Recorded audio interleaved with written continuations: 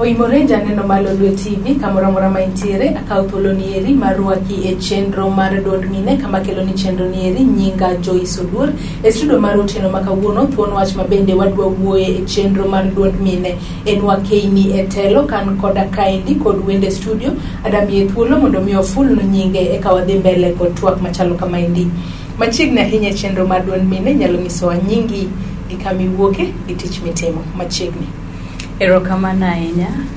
Nyinga Mikai Judith Atieno Ogaga, an MCA mar Central Kisumu Ward. Tadwani akau thuolo makende, aduok erokamano kuom miya thuolo makawuono mondo abi watwag ewi Mikeini mantiere e telo. To kapok atimo mano, daher mondo awachni aduok erokamano nikech kawuono en odiochieng' makare mane wan gi nyasi mar nyithi Africa, the Day of the African Child. Odiochieng' ma waneno godo kaka nyithindwa odak to wasiro godo sombgi chakre ne time mokwongo 1991. Omiyo amor ahinya kaka ng'ama ochung'ne ratiro mag nyithindo somo to gi ratiro mamoko. Aduoko ne Nyasaye erokamano omed gwedho nyithindwa to gi migepni marango ratich. Erokamano. Machiegni ahinya e chenro mar duond mine Mikai Judith Ogaga. Akawa chako chenro mar kamaindi wacho ni in MCA mar Kisumu Central Ward. Isebedo e siasa kuom thuolo maromo nade to ang'o manomiyo idonjo e siasa kaka jalno ma miyo? Erokamano. Siasa chako 2017 but unprofessionally an japuonj na train kaka japuonj Maseno University atieko 1999 but yudo tich ne koro ok ahinya. Atieko tich 2001 to natiyo mana e migao NGOs koro chakre 2001 nyaka 2014 atiyo migepni ariyo Compassion International to gi SOS Children's Villages ma SOS ma Kisumu ni ane machako from scratch. But asebet ka bedo in charge of those projects to maduong' ahinya kaka wacho ni nyinga machielo en Mama Education. Achung' ne ratiro mag nyithindo to gi sombgi ahinya. Koro mane asebet katimo gi dongruok mar kor gweng' to chieng' moro kane wa celebrate mano odiochieng' makawuono ni SOS to noluong county government. Magi biro SOS malo. Koro naneno MCAs elected, nominated, tawacho ni yao donge tich matiyo SOS kaini dongruok mar kor gweng' anyatime ata a higher level kan MCA and a better level ma akonjo piny a represent gi moloyo kaka timo. Koro kanye mane roho lor nani mondo awera gi tich matiyo adonje siasa mondo nikech siasa gi dongruok dhi kanyakla. Koro naneno ka ne siasa to adhi yudo opportunities makelo godo dongruok ne jopiny. Kamane kaka ne wuodha ochakre mar bete siasa. 2014 koro ne kama tiyeno an anyar Siaya to natedo Homa Bay. Kore Kisumu kama nadake Kogony ne an kaka jadak. Atiyo e migao manitire e Kogony mabene an gi challenges nachako bedo gi challenges politically and socially chon. Kech nikawa kaka dhako ma jadake ma ochung'ne migapwa. Koro kana tingo wiya ni adwa donje siasa to jogweng' mane gin gi interest e politics kai bende giwacho na dhako ma jadak wamiyo lo nono. Dhako ma jadak emo migapwa otele. Kendo dhako ma jadak ni dwa kao pinywa ma ok timre. Koro abedo gi organization politics, community politics ma idwa riemba e tich ng'ato imopuodho na. Andiko barua piyo koro kapok omia termination letter achiwo resignation letter ma kaka naweyo tich mondo koro adonje siasa a campaign katimo ne Nyasaye erokamano nikech chakre 2014 nyaka 2017 ne wa campaign ayudo support maber kuom jopiny agoyo ne joga jo Central Kisumu Ward erokamano kaka ne gichung' koda ma gimiya support kendo gimiya thuolo mar tiyo negi.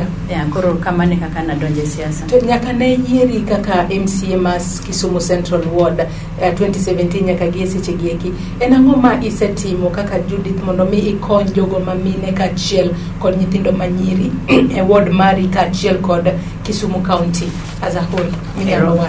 Erokamano. Nyaka donje siasa ne achia education. Koro through mano na move motion mar medo bursary wuok e 2 million ka waketo bed 4 million kech naneno kaka nyithindo chandre gi somo to somo no has been my ahero gi chunya te somb nyithindo koro na atemo mateka move motion ayudo support from MCAs wetega ma koro sani nyithindo manyiri dhie vocational training centers joma mine matindo bende nitiere kaka giyudo support kendo nachako program from nowhere ma every financial year nitiere ga nyithindo mikawe ward ka ward yudhe Perario Gabich ma bende nitiere support margi ma imiyogi vocational training centers man Gode County kind go mano ne onge chon ane machako agolo bursary from 2 million to 4 million mondo mi nyithindo mang'eny oyud kaka ipuonjo mano koro atimo county wide ma wards 35 te o benefit from idea mara a ward na in terms of education kidie skunde mantire ward na ase improve a lot but they're having a different faces from kaka negintire chon to mine kanietelo to gitiyo maber moloyo jomachuo be nonro wacho ni they are more transformational moloyo jomachuo kelo lokruok kendo dongruok mang'eny moloyo jomachuo ka achako gi dalawa kaendigo Mama Rosa Boy nyaka ne mi teach mar women rep par Kisumu County Mama Rosa nigi authentic communication ma joma mine manietelo ni godo owinjo chiko ite ne dwach jopiny mine gi nyiri mantiere e Kisumu County en gi adiera kaka other female leaders e gimo wacho to gi gimo paro osemiyo osekonyo joma mine malach kidhie chirido ka mine uso gi nying Mama Rosa e yo makare ogero chirni ogero fish bundles kunde ma mine use rech umbrellas ochiwo omiyo mine financial support ma sani lokrok mine lokre yo makare nyiri okao omiyo scholarship otere schools nitiere nyaka motero nita omiyo Rosa Buyo osetiyo maber kaka ng'ama miyo kadhi Kisumu International Airport wan gi Madam Selina Gor kaka jatelo kanyo create a very positive working environment to and mindful ka wuoyo wi mama chel these are qualities ma all women in leadership ni godo and mindful of the others ma women in leadership ni godo kane corona owuok ngat mane omitenda mar luoko airport no odir Madam Selina Goto openje kane ginyalo reduce the number of jok mane tiyo matimo cleanliness Madam no nyise ni corona obiro lakini jogi kwatero gi dala to gidhi survive nadi yor gi mar yuto gidhi konyo nyithindgi nadi nikech nitiere nyaka mine matindo man gi nyithindo kanyo jonyuol kata mabende puonjo jomoko koro kanyi neno godo ka do bed ng'ama dichuo to dako badhe lakini miyo ka ntiere etelo to ber kabisa Suluhu Samia nyaka no donje telo Tanzania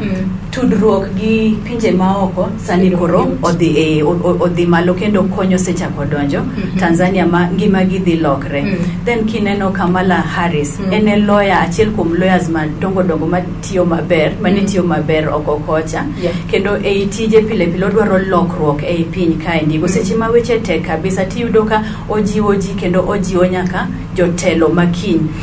kaka otiyo joma mine okawe as a role model kata nyiri kendo gineno ni through kako tiyo lek gi nyaka gichope yo makare ka intiere a leadership position omiyo mine onegwa mi more positions nikech gidhi tiyo maber gidhi bedo more productive to okyot gi joma mine mantiere telo nyaka wamigi support Ero kama na inya Judith ka wadhi mbele kotwak makama indi nyaka ne donje siasa kata nyaka ne yieri kaka MCA higa mar 2017 inyalo wacho ni experience mari siasa kaka jalno mamiyo osebedo machalo nade minyalo pimo neji mondo gimbe ging'e ni siasa ni chalo nade ne ng'ama miyo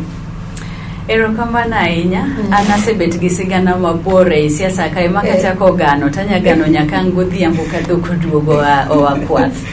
okosebet mayot koda inya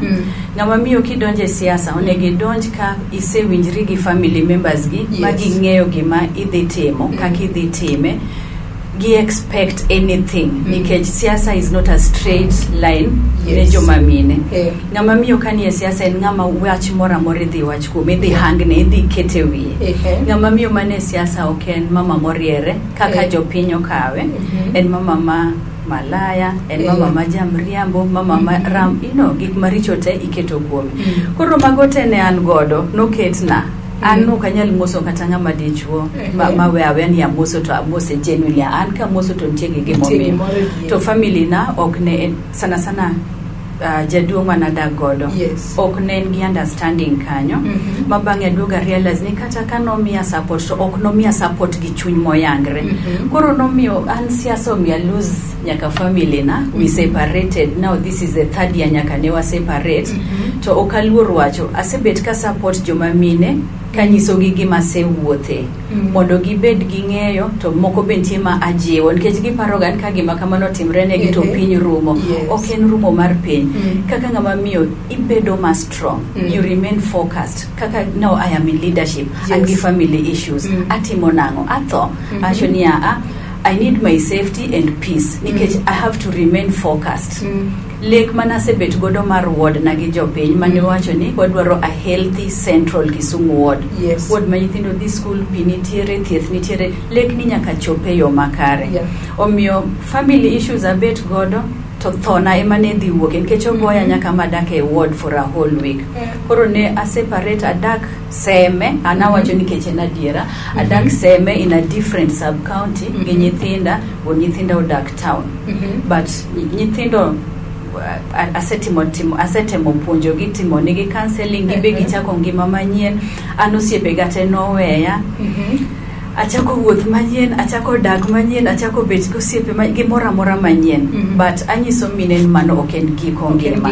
gibet jomotegno en chako wuoth manyien mag Nyasaye amako Nyasaye makate kanisa na e parish kama leme parish level achia finance to e kanisa achia stewardship amako Nyasaye nikech berne ging'wono mare omiyo antiere kato odiochieng'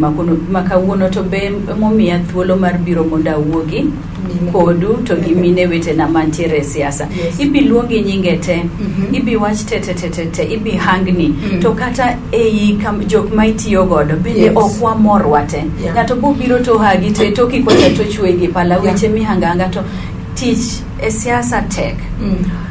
in ngama miyo in gi chia makare you want to uphold integrity kanto an gi weakness integrity I have to uphold anadhi kwero gi marach awacho gi maberbe koro mano sebeta challenge bende to chunowa seche midonje siasa onego bedni ing'eyo roles magi e position midhieno to samoro wadonjo kapok wang'eyo koro miyo wachiko nyaka jopiny gik madongo ma samoro okwabi chiwo okwabi achieve okwabi chopo mamano bende some of the challenges I have seche mane a campaign acho ni wapogero skunde wadhigero hospitals nderni to ok nang'eyo ni roles ga en representation legislation to gi oversight implementation and the executive wing of the county government koro bet matek challenge machielo japiny kiaga ni MCA en nga in fact onego bed civic education itimo kabisa mondo japiny ong'eni to jatelo ka jatelo nigi role mane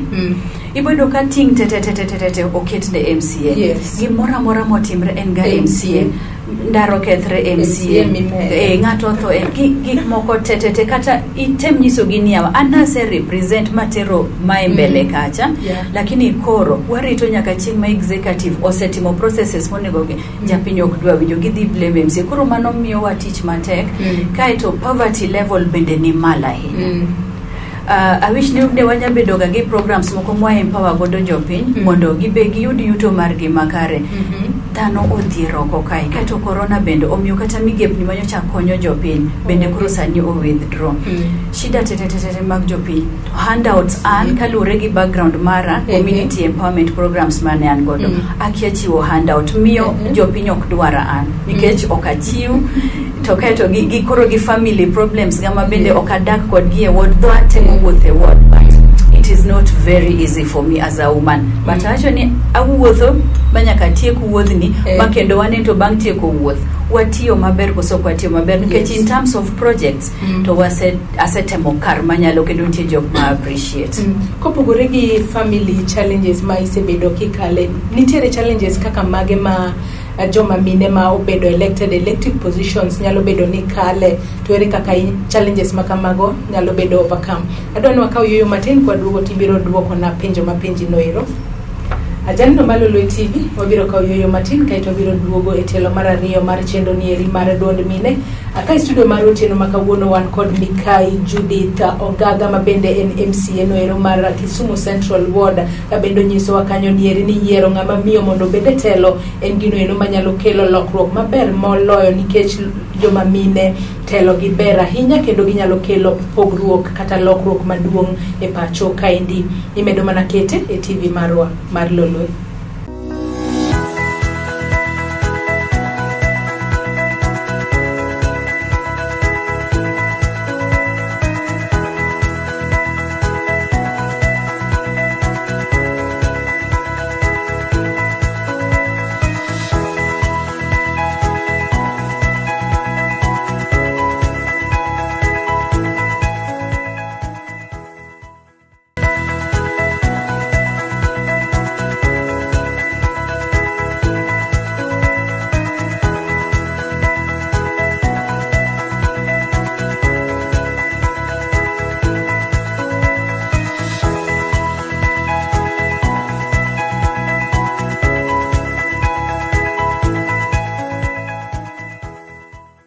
Machiegni kendo e tielo mar ariyo mar chenro nieri mar duond mine kama kelo ni chenro nieri nyinga Joyce Odur e studio mar otieno makawuono wan kod Mikai Judith Ogaga mabende en MCA mar Kisumu Central Ward e county ma Kisumu katon wach mabende wawuoyo otieno makawuono kaponi e kitudri kodwa en wakeini e telo.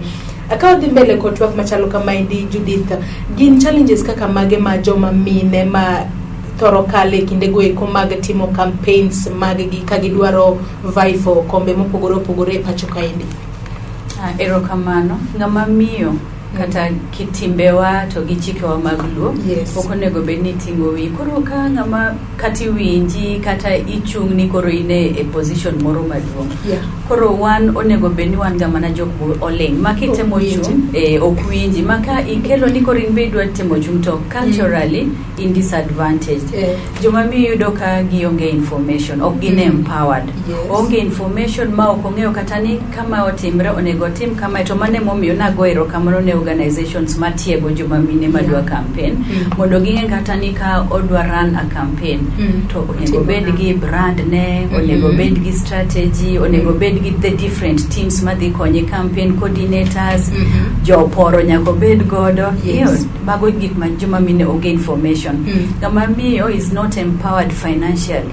Ibedo ko onge pesa kata ka en godo to ken ma rome nikech ng'ama miyo bende pesa ne en mar ot gi nyithindo gi wuone nyithindo. Koro mano is also ng'ama dichuo en pesa ne mare ng'ama miyo kwa dwa tiyo gi pesa ni kate campaign nyako dogo kwa dichuo rusa komondi miboido ka samoro bet matek. Joma miyo ma yudo party certificate mano bende is another challenge uphill task ne joma miyo. I campaign kato kudhi e party primaries isekalo lakini mondo mi yud certificate bedo matek idwa golo pesa jomoko podwa ni nyaka gine lawi ma iye ma joma mine moko timo mano koreka mondo ing'eyo tek kabisa. Koro ntiere challenges mang'eny ma joma mine dhie through kato tije mang'eny okaw gi joma chuo. Koro ng'ama miyo nyaka beda ma very strong ma is encouraged ma kata ng'oma timre to en othkon ka simba odhiga eka wanyalo menyana gi joma chuo to it's a very big challenge. Security mar ng'ama miyo bende duong' kabisa kaka an kane wasetieko party primaries ma korase yombo to ng'ato biro kawa so innocently wacho ni tim na imoren kama ntiere no rach koro tera bende ni ng'ani no oriemba motera nyaka tie nam koro walenga kata achiel kuom nyithindo mane campaign koda ugocho na to penja ni to Judy in kanye anyisi wacho ni abebi ber sani to onginga anyise ndonge wan gi kama ne wan wacho ni abiro kanyo sani nyathino noringo matek mobiro monyiso ng'anon bwana kel mama waduok kotetni kama ni kwane ginene kura mane ogosechego kuri neno ka seche gan benda all one overwhelmed nikech kwano kura kocha bende pod en problem to osengere ni koro anema inyalo lal kodie samatin kabisa ma security mar ng'ama miyo bende is very very key onego joma mine bed gi ng'eyo ni to kama otimre samoro osemai to ni kalo ngama miyo chunye nya ol mapiyo lakini ka en informed mong'eyo ni onego tim magima then obolo those processes to ido certificate lakini generally mine gin disadvantaged ahinya e siasa. To be nitiere gigo ma joma mine nyalo timo mondo mi gi overcome challenges kaka mago wach ni pono kaka mar security ere kaka onego bed ni giketo security margi ere kaka onego bed ni gi yudo kata yudo maybe certificate mag parties ere kaka ginyalo overcome challenges machalo kamago. Onego gibed gi tiegruok makende politically, socially, economically. Koro ka gin gimagi to ging'eyo gin gi information ging'eyo ni seche madwaro certificate nonego bed gani asebet gi party support. Yes. Asebet katiyo ne party an gi support margi asenyiso gi gima I intend timone jopiny nikech party betiyo mana ne jopiny. Yes. Kaito koro in gi support kanyo. Onego bed ni in gi support mar jopiny bende. Iwuoyo gi the different people when political leaders maging'eyi koro ka networks gi nyaki create maber makochopo samar party certificate to okibed gi problem ahinya. Itimoga mentoring mar ne jogo madwaro donjo e politics. Mentoring machalo kama itimo e yo machalo nade to itime nade?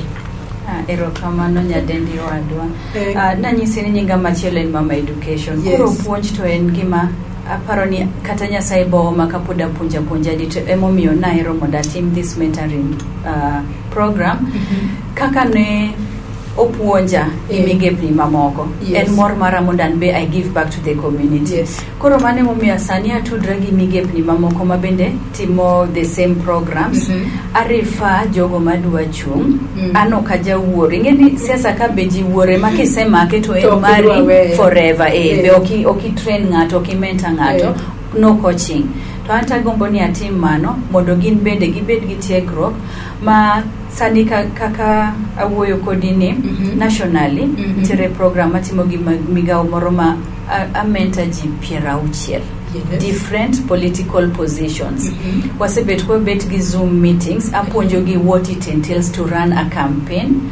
from day one, engaging your family, man your finances, loso your manifesto, communicate message mari to the people nadi seche mibiro ka ingi yudhe iwuoyo kod ginadi samidhi koni ingi jodongo iwuoyo kod ginadi idhi e area kaka area na kidhi usoma shida ma usoma nyaki ing'e shida mar gweng ka gweng ing'eyo roles gi magote ing'eyo ni to party ka indigo ang'o is required of me in terms of party support kata kaka dwa tiyo gi jo party mondo magote itim koro magi en gik ma atemo puonjo gi to seche mwadhi e pap I present yourself nadi. Do you have a brand? Koso in kidhiga dhia kaka baraza ineno kofia necha kamora mora mineno kofia moro maroon ting'ani baraza ang'oma ibedo associated godo jopiny okawi nadi ang'oma into idwa miyogi koro mago gin programs ma gin weche ma kata nonro mabet godo gi jogo madwa chung to ntiere jok ma bende amiyo support lakini not in a structured manner kaka watimo gi migepni gi ne jok madwa chung koro ntiere jok moko mabe gochona samoro watudre e Facebook gibedo referred to me I create that time abet kodgi apuonjo gi kama se ae experiences mabet godo nkechan atimo siasa for the very first time to Nyasaye okonya madhi through ne an open to winjo gik maji dwa nyisa and ready to wuotho gi ji kaka dware kama ne oka agree gi jok mane supporter ne chopo kamoro minyisa mama kanisa koro wach Nyasaye no wechien kai koro wadhi gi teko anyiso gi nya kanyo to okwabi winjre omiyo daher ni kaka no puonja kaka na puonjra anbe apuonj jomoko nikech telo in telo kawuono to kinya machielo bonego kawe telo mondo lokruok wane kaka bete advice mane minyalo miyo ng'ama miyo maneni sani manyalo gombo mondo donje siasa ng'ama miyo madwa donje siasa adwoyo wach family nikech I think it's all about it's very key teach mar siasa kane joma miyo kapo kidonje siasa winjrigi kai osekawi winjrigi won odi wo as a family nyaka nyithindo winjre uruma inyisgi gimidwa timo iwinj pachgi to ka giyie gi pachi ma ginyiewo idea marino gi rwako to koro dhie extended family be nikech idhi dwaro support inyalo yudo ka opponent mari tiyo gi watni mondo goyi koro nyaka gin be ging'e gima idwaro nyaka yud support gi ma kama no kitimo number 1 to bet matek team SWOT analysis mar yourself in terms of finances ichal nadi to in terms of what is your strength what are your weaknesses opportunities mage mantiere kamidwa chungeno kata networks mage mantiere ma inyatiyo godo to threats gin mage itimo mano ne in ngama miyo to nyaki tim ne opponents gi bende modinge to ibo tackle gi ganade nyaki bed gi rieko makende mondo ibed gambele mar opponents ni seche te kiparo mai en seche ma u campaign to kata seche mag tich bende podio koyot kendo dakwa migepni ma konyo joma mine ni mondo gi prepare gin kata bang yudo tich kore kichako got maduong okoyot kata koro seche ma idwaro deliver seche gike challenges dhi biro nikech you are overwhelmed gi yuak mawuok ne jopiny nigi shida mang'eny family ni dwa balance nadi family time to gi work time assembly onego beni bet kata national parliament onego beni idhi in gi debate in gi committee sittings samoro dwa dhi sumorie oko koro time is also a big challenge priority mari en mane omio ngama miyo nyaka ine priority mari nyaka yikri maber ne campaign nyaka ing'eni to ng'ano ma I trust kabisa Jombi wan gi challenge moro gi simbe wa bende bola sim kage kacha useneno ga kosetimre mang'eny ng'ato nyaka osimbi no to tiyo godeo maracho miyo nyaka ing'e bende to e team nika ere jok ma are in charge of communication jok ma mi report pile goyo ni picha gik makamago nyaka ibed gi budget kaka ng'ama miyo madwa timo campaign kitimo campaign to kata sani bende ming'eyo ni pesa makama timo go kama family na en mae Nyasai bende nyaka mi mare to iyudo ka koro wuoth bet mayot but generally to tek gi ng'ama mi to ne jogo ma nyalo bedo ni nyalo gombo mondo riure gi kata utudre kodi mondo mi mentor gi e politics ginyalo yudi e yo machalo nade maybe namba ni mar simu yacho ni be jomoko itudori go de yor Facebook gi yude yo machalo nade daher moda migi namba na mar sim ma en 0700 930 667 Tinyano namba kendo 0700 930 667 to an thuolo ne ng'ata manyalo dwaro moda mie advice mie information mora ma an godo manyakonye a parting shot mari nyalo bedo parting shot minyalo wer ne godo jogo maneni sani inyalo ng'iya kamera cha kawatiko daher wacho ni e century ma wantiere sani 21st century wadwaro mine mang'eny mondo bede telo nikech telo mar joma mine en telo makare kabisa moloyo mar joma chuo nikech gin joma nigi chia